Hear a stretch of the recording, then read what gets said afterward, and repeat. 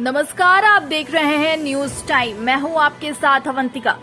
निजीकरण के विरोध को लेकर विद्युत कर्मचारी संघ पूरे प्रदेश में आज प्रदर्शन कर रहे हैं।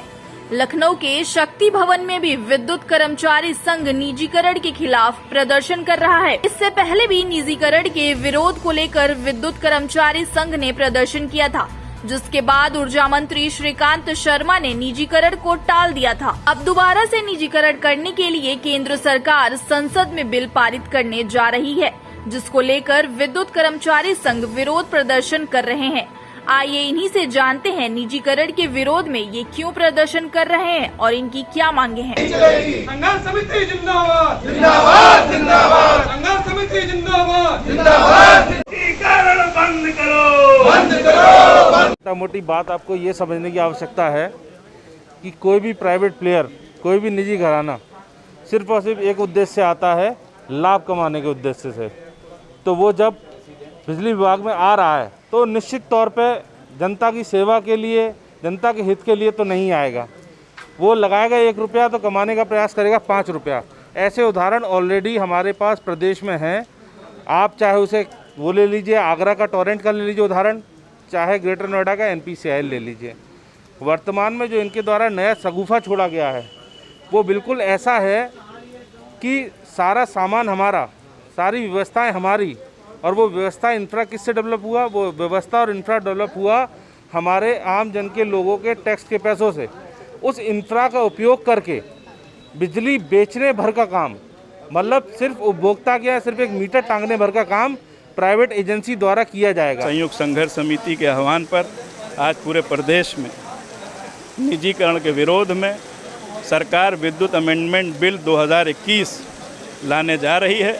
उसके विरोध में आज पूरे हिंदुस्तान में 15 लाख अधिकारी और कर्मचारी टोकन आंदोलन कर रहे हैं। हमारी ये मांग है कि निजीकरण से कोई लाभ जो है न भारत को होना है, न प्रदेश को होना है, न जनता को होना है। गरीब जनता है यहाँ पर, और उसको सस्ती बिजली सरकारी सुविधा के अनुसार ही मिल पाती है। और किसी भी कीमत पर अडानी या अंबानी या जो भी निजी घराने के लोग आएंगे वो सस्ती बिजली नहीं दे सकते हैं।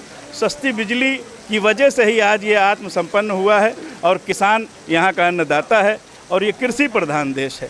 आज कृषि में जो क्रांति आई है वो बिजली की वजह से आई है, और वो निजी घराने की वजह से नहीं आई है। वो इसीलिए आई है कि वो सार्वजनिक क्षेत्र में है।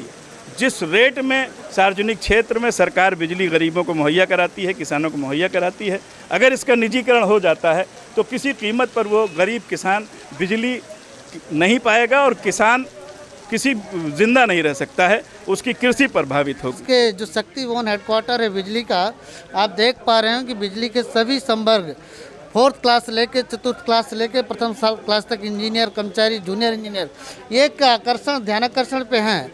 यह पूरे देश के कोने कोने में आज के डेट में 2 घंटे का ये एक कार्यक्रम चल रहा है।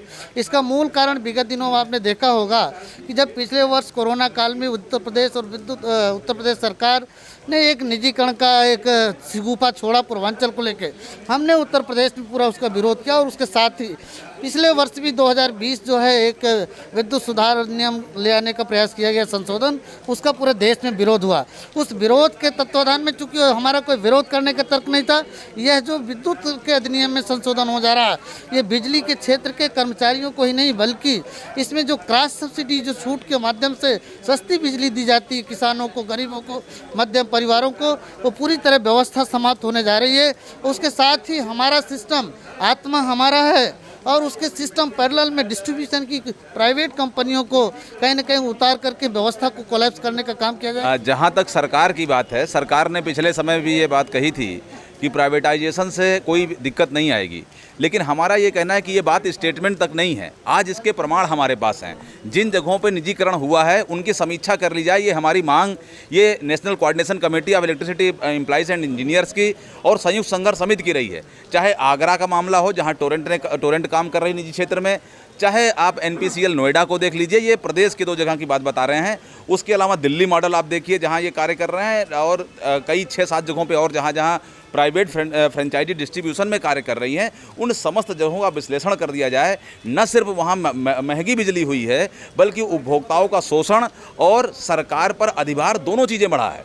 मैं केवल एक आंकड़ा दे रहा हूँ कि केवल यहाँ पर टोरेंट जो आगरा के शहरी क्षेत्र की बिजली सप्लाई कर रही है, उसके कारण प्रदेश सरकार पर, प्रदेश की जनता पर 150 से 200 करोड़ रुपए के बिजली का भार अधिभार बढ़ा है प्रतिवर्ष।